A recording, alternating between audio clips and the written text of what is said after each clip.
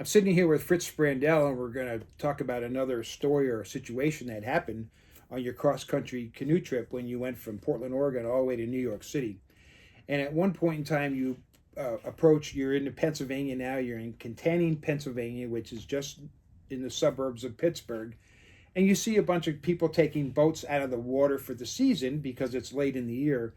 And you see a guy and you kind of acknowledge each other and you show him a picture of you on cover of Sports Illustrated or Agassi or something, and this is me. But you guys automatically bond. And it turns out Chris's father, Russ, owns the marina. So you spend some time there and had some warm feelings, and you wind up staying a week, and then you leave, you go to New York, and you come back. You go to New York, and when you come back from that trip, you weren't feeling all the fuzzies from your other trips, but you remembered you had promised Russ Holler you're going to give him a month's free work. So what happened when you got back to Pennsylvania and home in Allentown, and then you go back to Kittanning to see Russ and Chris Holler? Well, I was on another mission at the time, going west, and so I stopped at Kittanning Marina, and I wanted to give Russ his month free labor. And when I got to the marina and talked and saw Russ, he kind of, and I told him I'm here for your month of labor, to help you. And he laughed.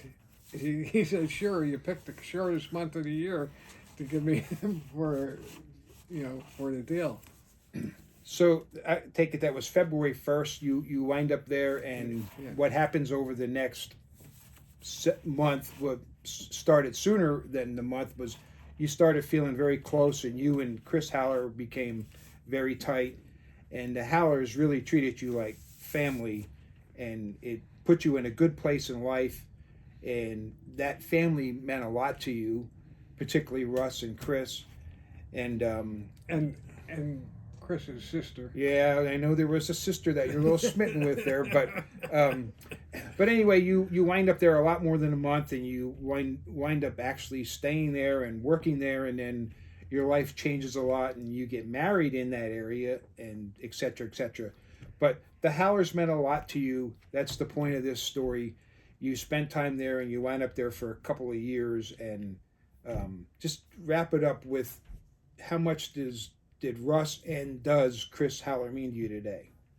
Well, Russ and Chris took care of me for the first time. I mean, really took me to the side and took care of me and made sure I was on my way to being a better person.